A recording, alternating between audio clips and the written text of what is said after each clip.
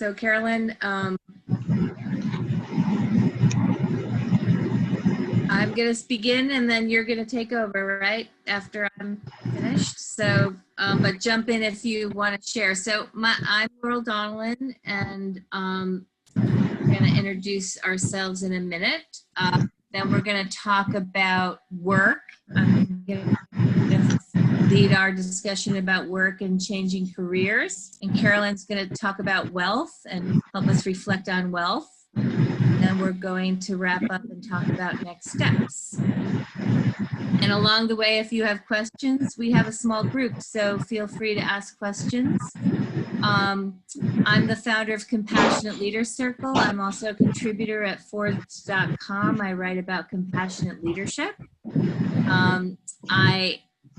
My discipline is organizational change and career change and leadership change. I went to Columbia and Cornell, and I've also been a guest teacher this year at several business schools. So I've worked at UC Davis, University of Denver, Cornell, and Wharton this year. I'm very happy to be with you. Carolyn? Thanks, Laurel.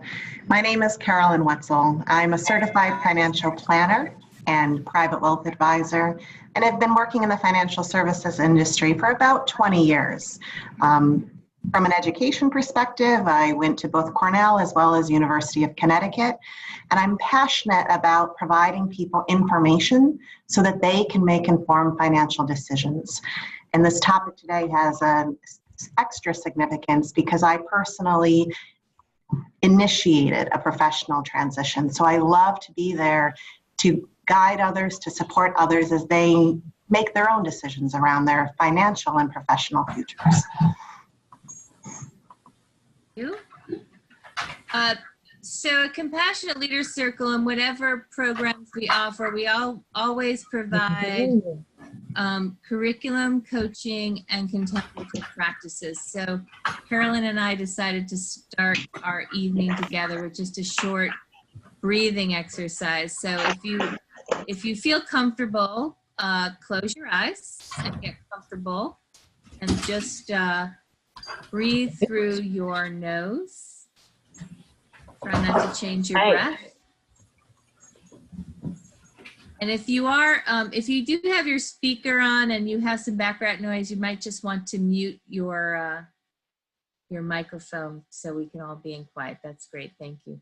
So closing your eyes, breathing through your nose, try not to change your breath. Breathe in the idea of calm and breathing everything else out. Breathing in the idea of calm, breathing everything else out. Just letting go of everything that you had to do today to get here and everything you have to do later after you get off the call, and doing your best to just be present with everything that's happening in this moment through your breath. So breathing in the idea of calm, breathing everything else out.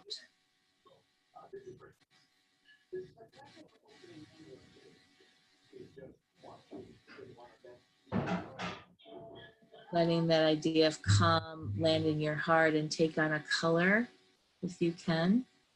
So just noticing your heart, your connection to self. Taking one more deep breath and letting that out, and then coming back to the program.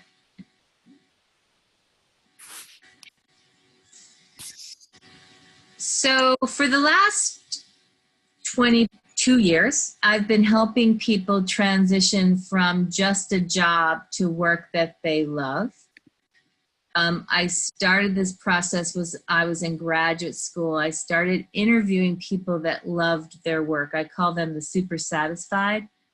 And I found that they had characteristics that could be learned. So I think sometimes we think that people that love their work just kind of fell into it, or they had a spiritual calling, but in fact, we know from 22 years of working with people that anyone can have work that they love if they do the work to figure that out. Part of what I realized in this process was the language that we have for work didn't really help us find what I call soul work. So we created some language around it. Unremarkable work is that work that is not economically and or emotionally stable. It often drains you of energy. So if you look at the rain in this graphic, you can think about that being unremarkable work. It creates burnout. It often creates illness. It creates stress. It's not sustainable.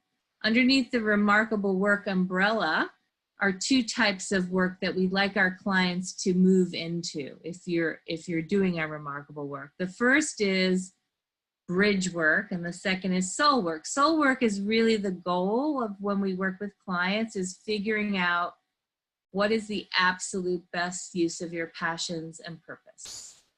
And that's how we define soul work. And bridge work is work that is remarkable and it supports you doing soul work. So if your soul work is being a sculptor, bridge work might be learning how to sculpt and maybe working in a gallery so you can learn the art business. The idea is to have a good combination of bridge work and soul work, or ultimately, ideally, we'd like to help you make money from your soul work. That's not always the case. So for example, if parenting or volunteering is your soul work, you may have to have bridge work that pays you to do your soul work. I'm lucky enough that I get to get paid for my soul work. So as you look at this, I'd like you to think about, where are you on this little map? Are you doing unremarkable work? Are you doing bridge work? Or are you doing soul work? So just make a note of that.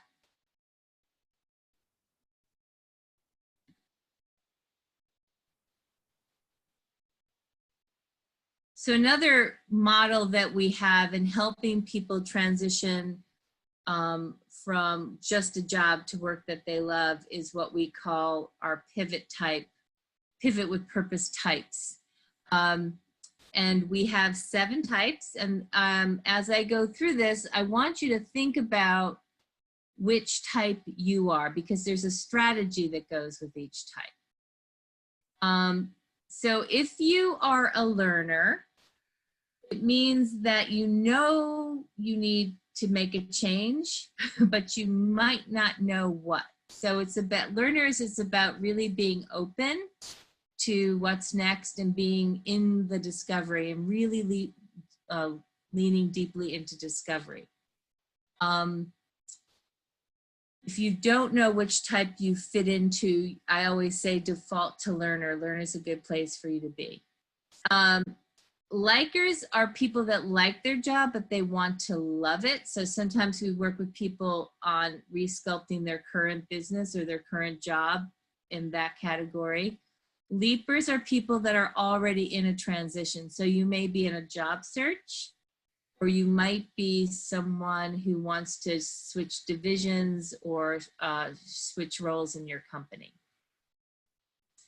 Lancers are people that want to start or grow a freelance career. Launchers are people that are starting or growing a division or a business or organization. It can be a not-for-profit, it can be a for-profit. I forgot to say this earlier, but we're going to share these slides with you, so you'll also have the slides to look at after the webinar. Leavers are people that are focusing on their legacy. So thinking about retirement, succession planning, mentoring, volunteering, things like that. So we call those legacy leavers. And the last category are linkers. So if you're very committed and have a clear vision that integrates more than one of these types, then you're a linker. Often people that are working with us, they want to take on many types, but we encourage you to think about one because it really will help you focus and gain traction. And again, if you're not sure what you are, I always recommend just stick with being a learner. So those are the types. I'd like you to pick one that you identify most with right now so that we can help you with a strategy in the next slide. So taking what you know about your type, here's a quick strategy for you to think about. So if you're a learner, you want to focus on identifying and developing your passions. Some people that I work with don't know what their passions are, or they forgot what they are. So it's often a discovery process. I even have like an exercise where I tell people to go on a passion hunt, where you can either surf the internet, look at TV, go shopping, go on an exploration, and really just find those things out in the world that stimulate you, that interest you, that you're curious about. Those things can be activities, they can be disciplines of learning, they can be environments. Passions can fall into many different categories. If you're a liker, you like your job, and it may be about sculpting your role to make it more suitable for you. So you may want to think about a project that's going to add meaning or interest in your current role. And I've also worked with business owners that, for example, they like their business, but they've lost a little bit of interest in it. So recently I worked with a business owner that was doing well financially, and their shift was to start giving away some of the money that we're making and making part of their brand philanthropy as part of their business. So that's an example of a project. Leapers it's really important that you focus on having lots of options, so that, that can be, starting possibilities in your current organization. It might be looking at organizations in your town if you don't want to leave your town. It might be looking at online work. So you just want to generate as many possibilities as you can, so you feel clear and powerful when you're choosing your next position. Lancers want to focus on your pitch. So whether you're starting a freelance business or growing a freelance business, you really want to think about, what are you offering your customers, and how do you want to position yourself, and how do you explain what you do? Launchers want to focus on identifying the best people. So launchers could be starting a business or growing a business, and you want to really focus on, who are my best partners? Who are the people within the organization that can help me grow this organization? Leavers want to focus on purpose, and that's really like why you're on the planet or why you're working, and what is really calling you through your heart. So purpose is really important. And then linkers, if you're really clear that you want to and are able to do several of these roles at the same time, you have to come up with a reasonable plan for attending to your different roles. And when I work with people that are linkers, it's often sometimes managing their time differently. So I recently talked to someone who actually runs 3 businesses. He's doing pretty well, but he works 7 days a week. So with him, we've had to kind of work on, his plan is like, taking 1 day off a week and maybe dialing down his acceleration on one of his businesses and dialing up the acceleration on a couple others. So that's the 7 strategies for the pivot types. And that is going to help you, if you're thinking about a transition, or if you are in a transition, help you move towards work that you love. So if you want to, the next step would be taking that strategy and turning that into what is one action, one baby step that you can take in the next 7 days, right? So if we go back to strategies, for example, if you're a Lancer and you're starting a freelance business, maybe you're starting a freelance business on the side, you might want to take on like rewriting your LinkedIn profile as a first step. That's an example of a baby step that you might be able to, work on this week. If you're a linker, you might want to just look at your calendar and make sure you're attending to your different roles. So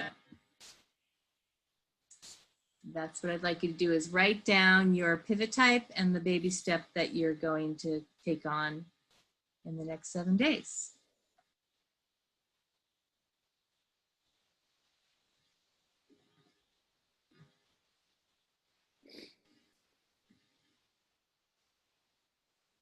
And I'll turn it over to Carolyn.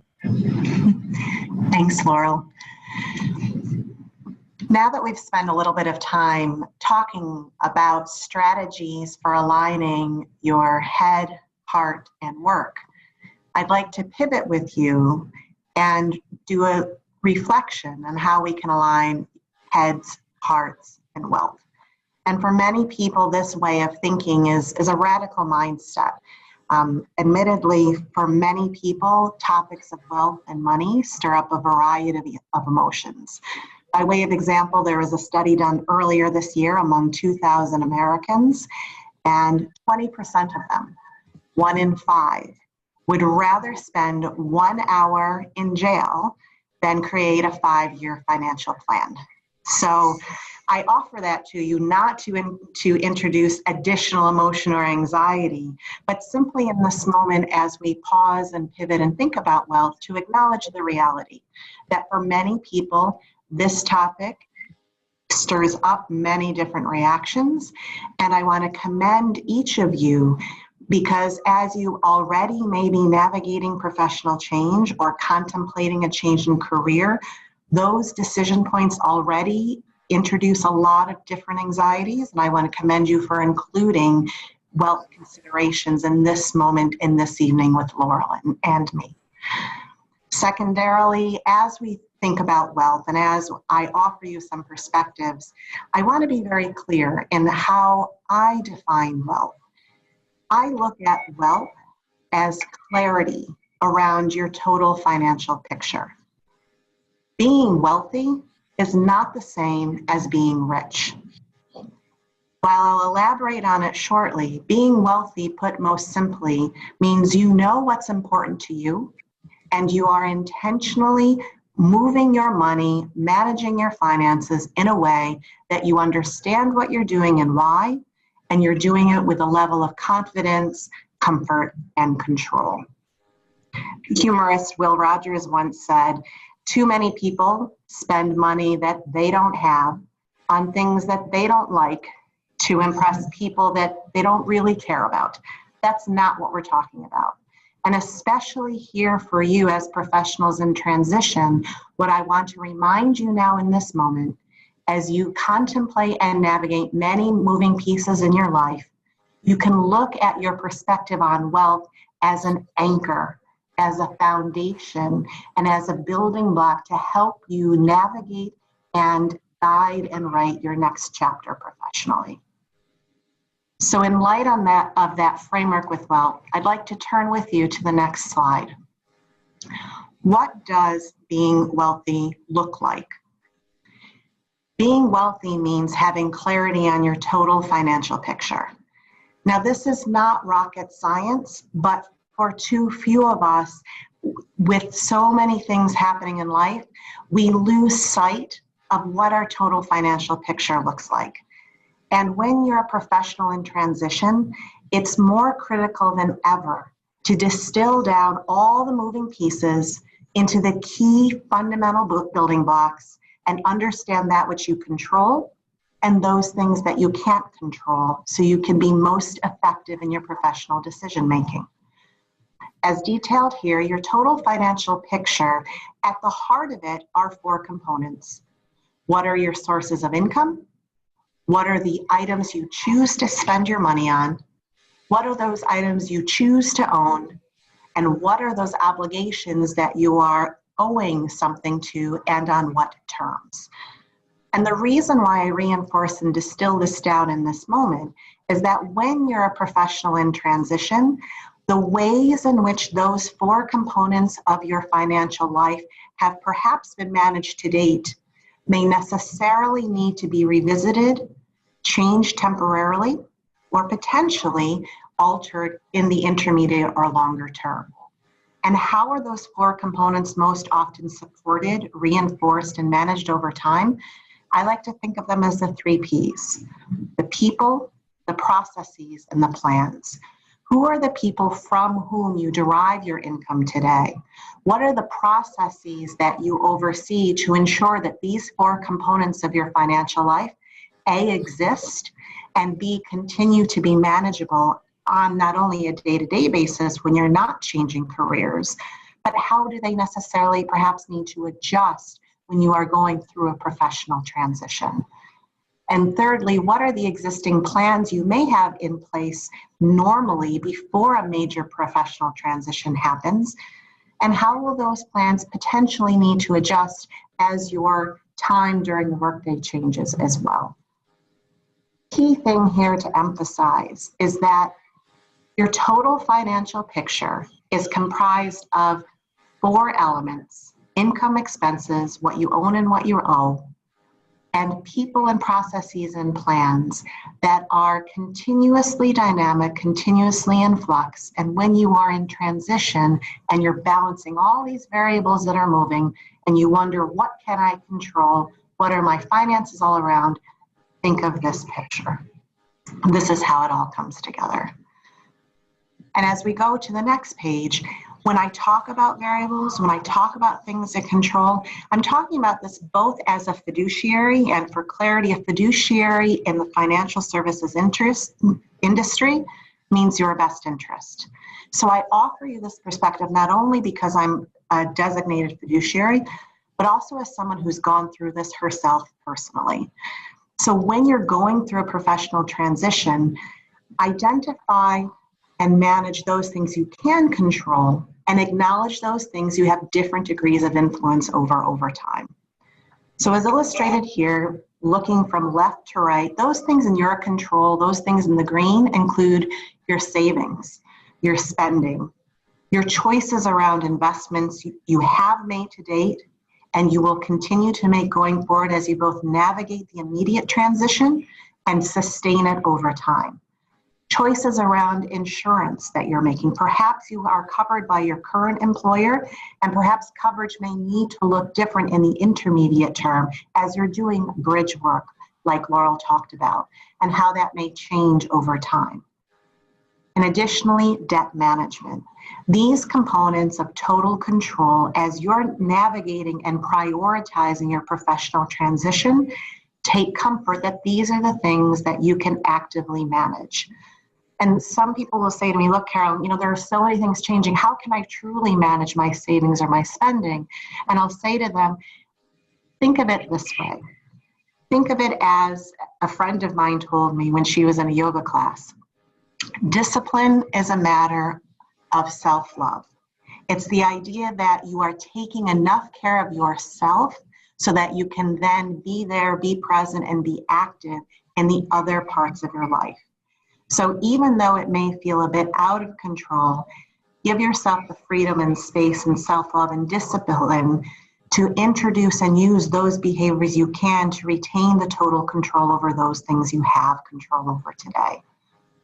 What are the other components of the financial picture over which you have some degree and perhaps lesser control?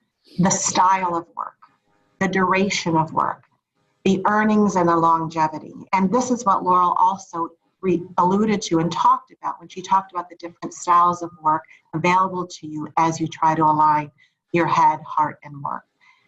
Examples of this could mean, from my own experience, I always knew that I was an entrepreneur at my heart, but I didn't know exactly how to make it happen. So even though for many years I worked in finance by day, by night, I was going to school to get my MBA because I thought maybe I wanted to be a manager in finance. And then once I did that for a bit and did some global management responsibilities, then I realized I love the coordination component, bringing together things to help people solve problems, but it wasn't personal enough. So then I took additional training programs to become a certified financial planner. And as I was doing this, I was doing different styles of work. I was still prolonging the earnings. I was influencing these things I could control, and eventually continuously pivoting to now this new career today. Those are examples of what the sum control looks like over time. And thirdly, no control. These are elements that we all hear of perhaps most often by all of the different media: market returns, macroeconomics, geopolitics, domestic policies like taxes and different policy changes.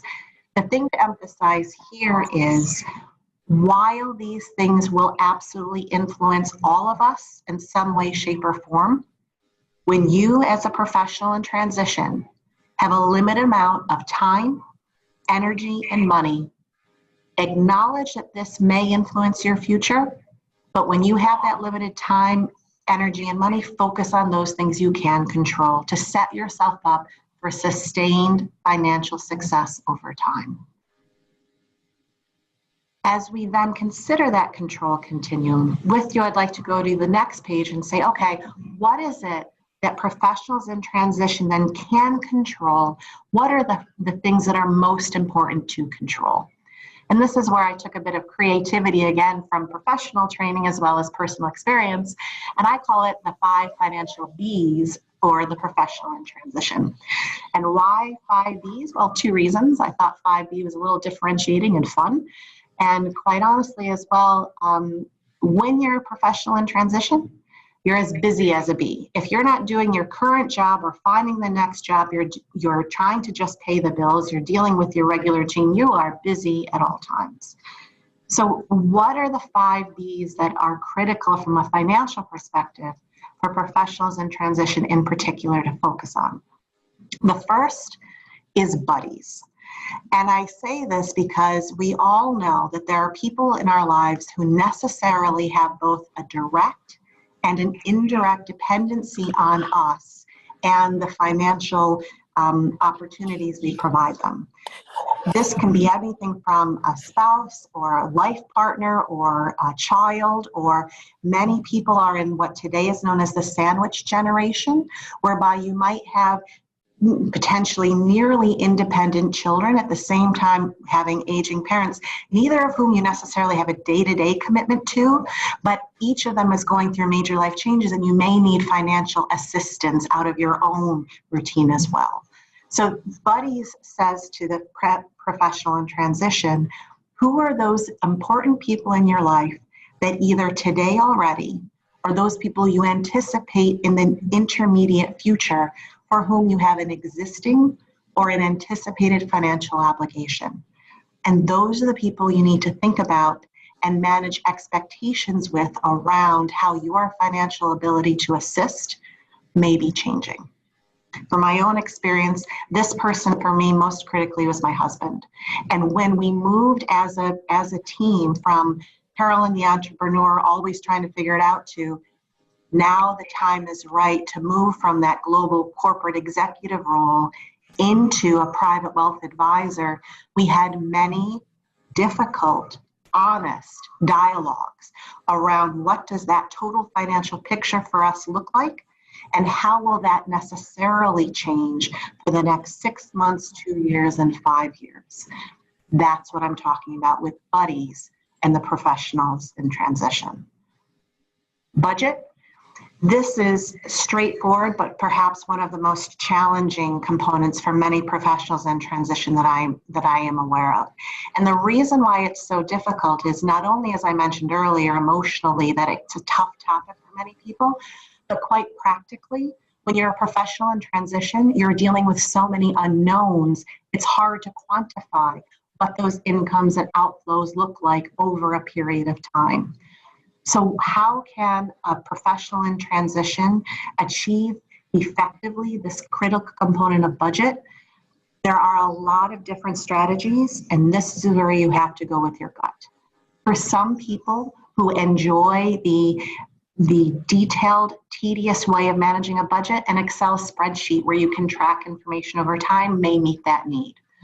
For professionals who like the accessibility of having a budget at their fingertips, many apps are now available that you can download, often for free, on your phone, and you can track budgets that way.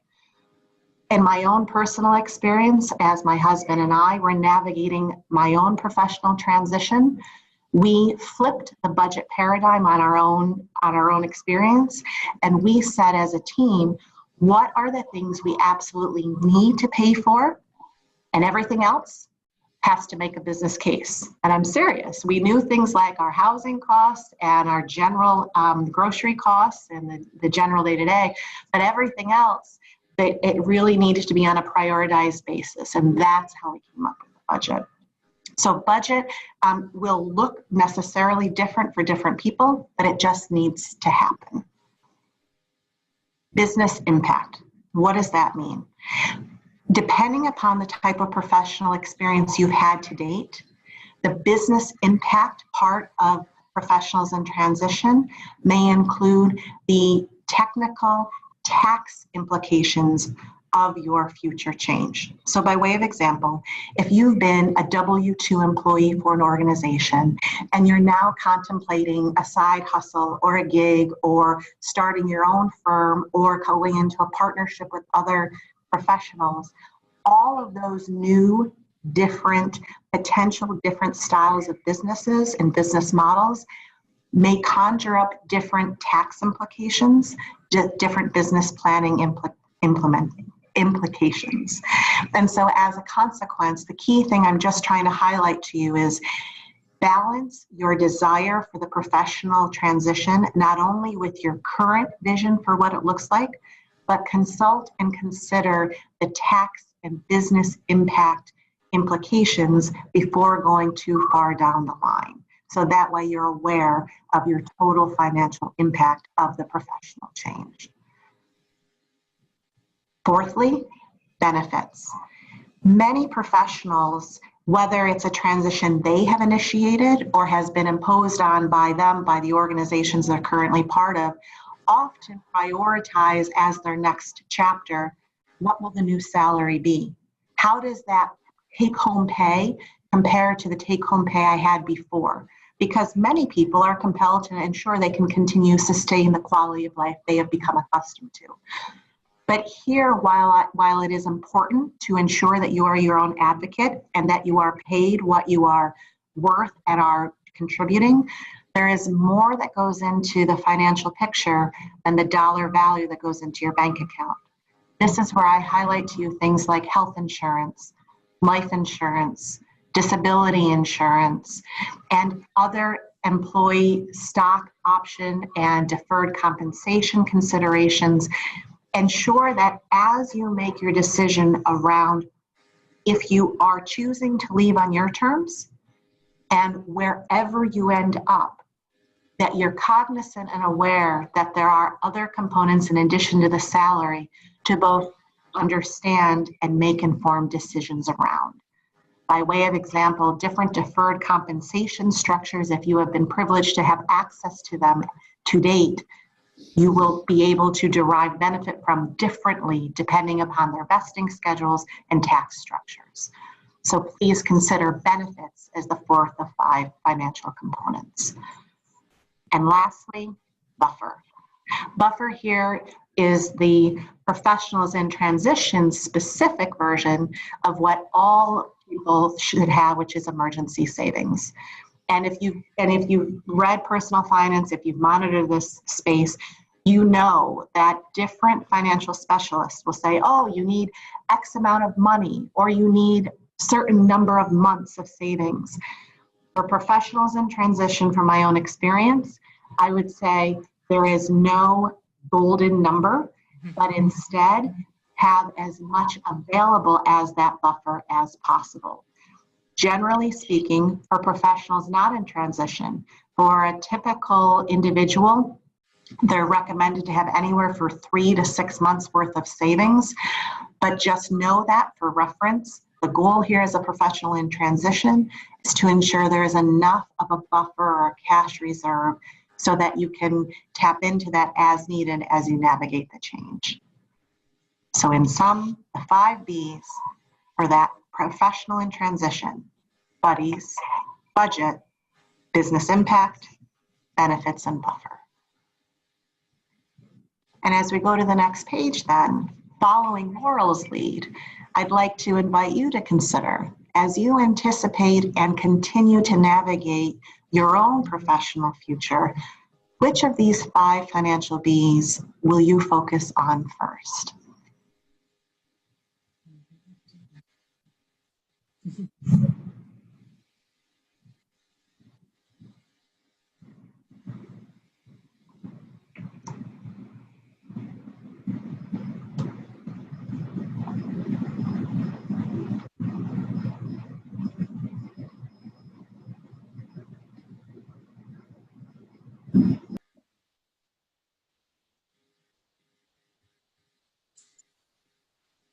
Beautiful. Thank you, Carolyn.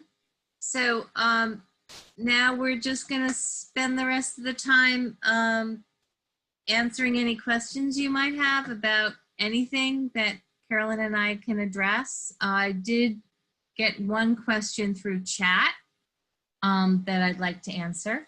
And then if you want to, either you can share your questions through chat, or you can just open up your microphones and share them out loud if you want to. But someone asked, and I'll go back to that slide. Someone asked me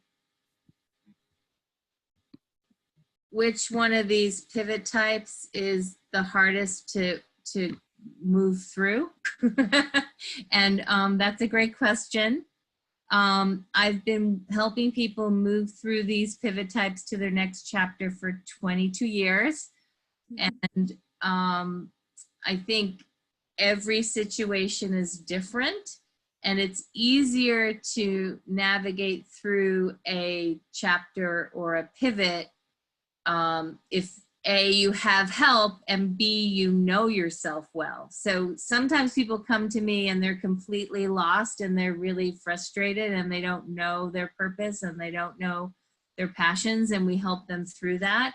And other times people know themselves really well and they're not doing work that is aligned with their passions and their purpose. And so that's another type of challenge. But I also say that this journey from just a job to remarkable work can be very joyful and fun. It doesn't have to be drudgery. It can be, you know, turning worries into wonder and curiosity. So unfortunately, I don't really have an answer for that person, but I think getting help and getting support and doing the work that you needed to figure it out is so worth it, because on the other side, you know yourself well and you're on a trajectory to really being who you are, not unlike what Carolyn talked about, you know, in her transition.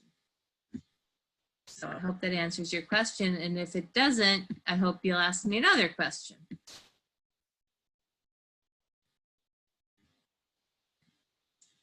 And anyone else can ask us questions.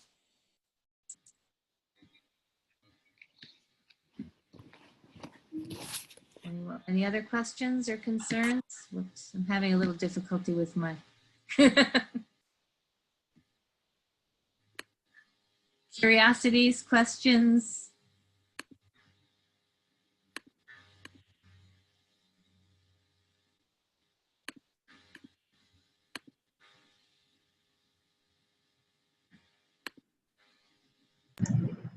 People are writing in questions, Carolyn. So do you have any suggestions for making action plans once you've chose your pivot roles? Where do you start? I do.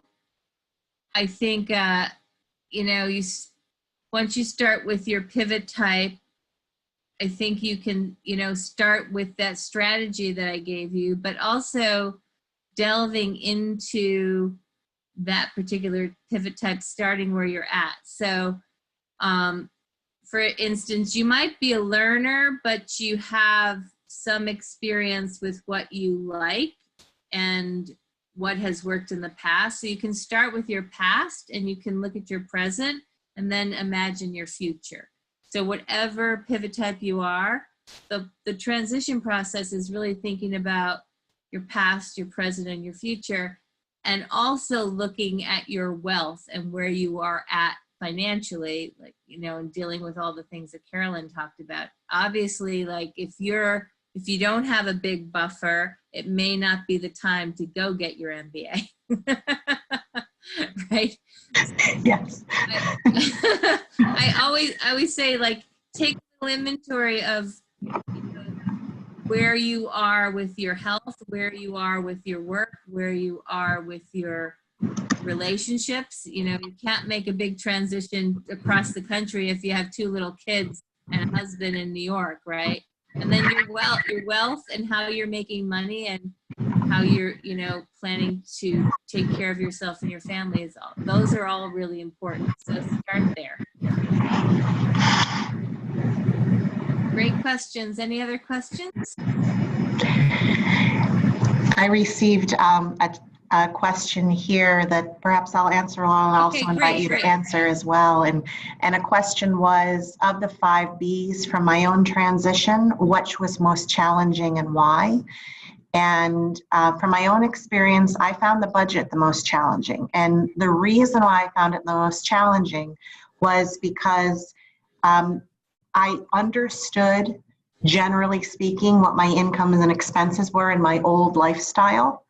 And I was going from such a dramatic difference from a global corporate executive with a certain expectation level and a certain structure and style of pay to effectively a brand new structure, a new style of work, a new compensation model.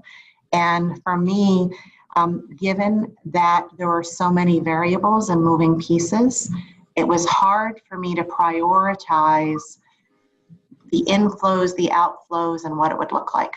So for me, that budget was challenging. And so my husband and I had to go simple in order for it to be sustainable.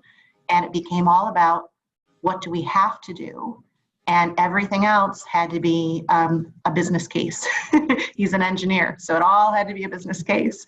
And I got to be we got to be very creative and resourceful in ways that we never anticipated. Everything from when we cooked and what we cooked and meals that we would make for ourselves just once because it was indulgent and fun ended up being big pot meals to eat for 3 days at a time. And I mean, you get creative when you're navigating this transition, and it's all about financial savviness to carry effectively. So for me, it was budget, and it's something that I think positively is carrying me forward now too.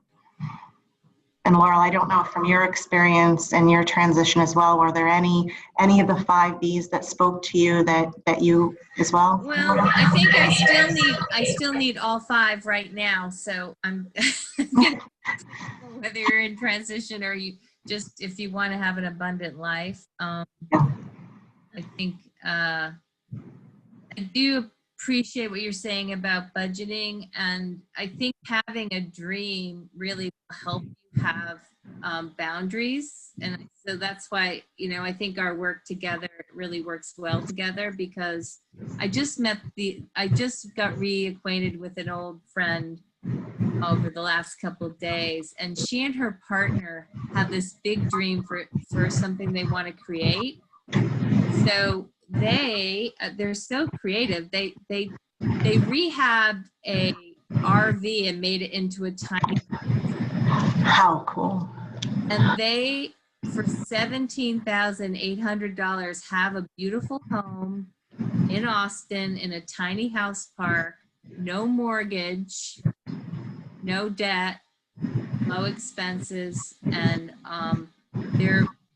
it's through their creativity and being good partners like you and your husband, they're socking away their money for their dream.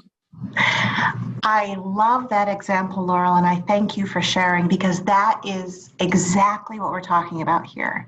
Whether it's professionally knowing what brings you alive, aligning your head, heart, and work, or personally, financially, understanding what's available to you now and how can you make the most of it. That's exactly what being wealthy is all about.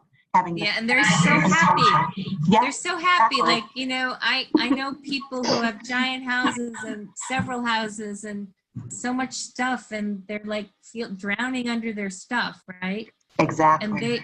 And the other great thing about having a tiny house, you can't consume a lot of stuff because you have nowhere to put it. Yeah. You can't do a lot of shopping. Anyway, I think that's a brilliant example. And someone asked me a question here. Thank you again for your questions. They're magnificent. Do you have any advice when my pivot into bridge work is being a leaper and my pivot into soul work means being a launcher? How do you balance that? That's a great question. And the answer, is looking at your time and looking at your money, right? So, and also looking at your dreams. So I work with people in all different scenarios, but I would say this, like from a motivational and soul standpoint, just make sure that you're spending dedicated time. It may be like 2 hours a week, but spend dedicated time on your dream, be a launcher. But at the same time, you might have to spend 40 hours a week making sure you have bridge work.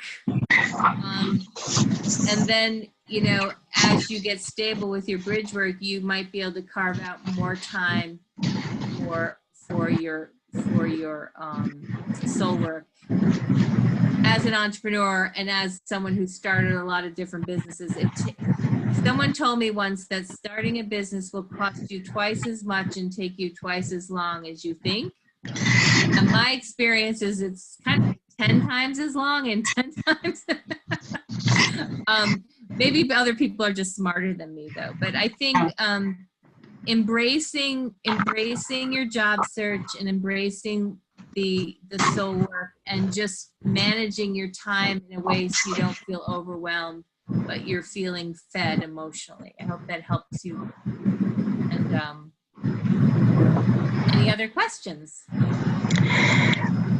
I did receive another one for both of us, Laurel, if I may. Okay. And may I tee it up and ask you to answer, and then I'll answer after it. The question is, which of the 7 pivot types were each of us, and how did we know it was a time for change?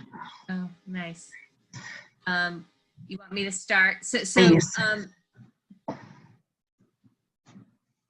Right now, I would say I'm a linker because I'm about to turn 60. Nice.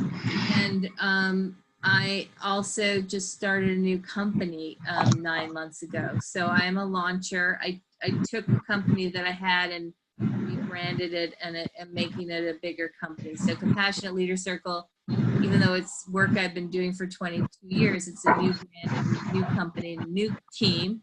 So that's definitely launcher. But as I'm about to turn 60, I'm thinking about who is going to be the CEO of this company because I want to retire when I'm 65.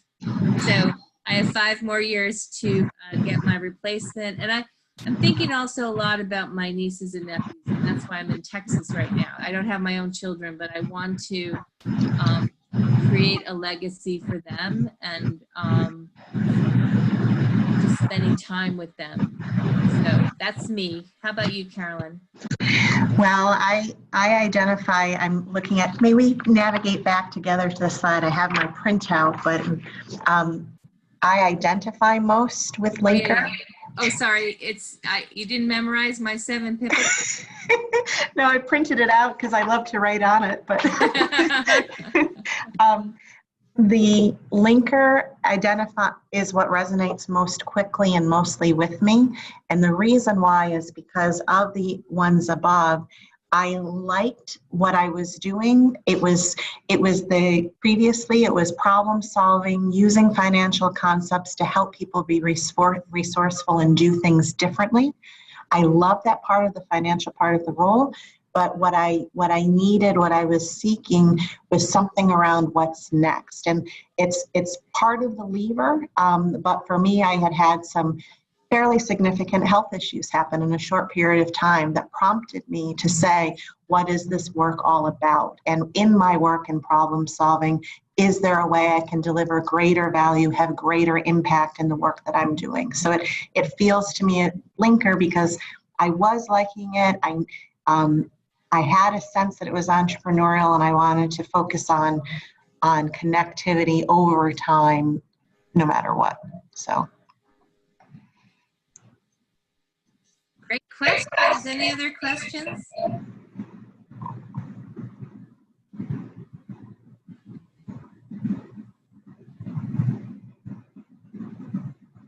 I guess we can move on to our next steps. Great. So if you want to, you can through the chat share your pivot type and your baby step with the whole class right now if you want to. That will maybe keep you on track. maybe one step that you can take in the next 7 days. And if you have questions about that, you can ask them now.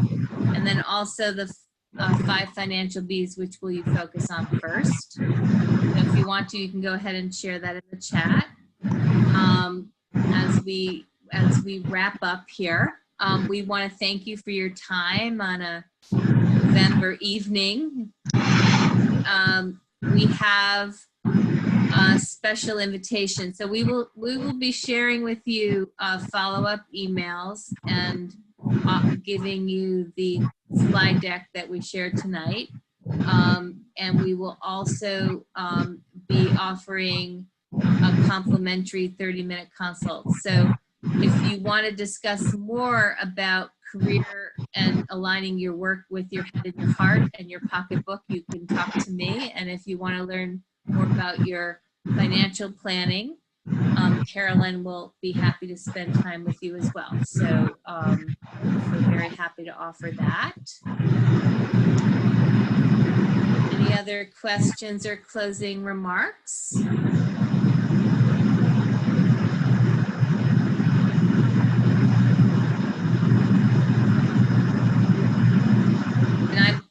Everyone that asked me questions, especially those of you struggling with unhappiness at work, please sign up for a consult. And if you're struggling with your financial planning and the joy of discipline, please sign up with Carolyn, because we would really love to help you.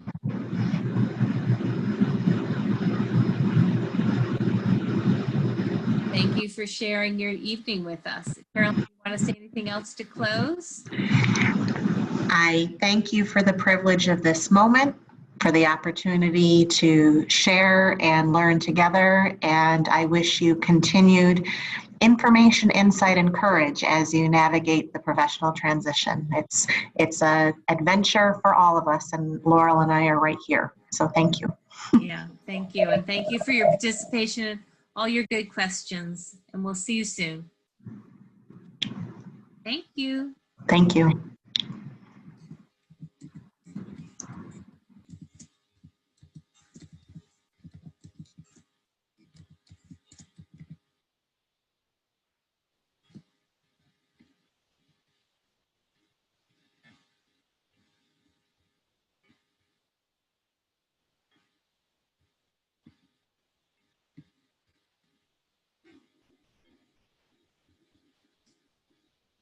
Everyone's thanking us for a wonderful session. It was nice to spend time with you. You as well, Laurel. Thank you. So grateful for all of everyone's engagement. It's wonderful. May I hang up and call you? Mike, I will email you information and for being here, and I will send you the recording tomorrow, Carolyn. Thank you, Laurel. Thank you, everyone. Bye-bye. Bye-bye.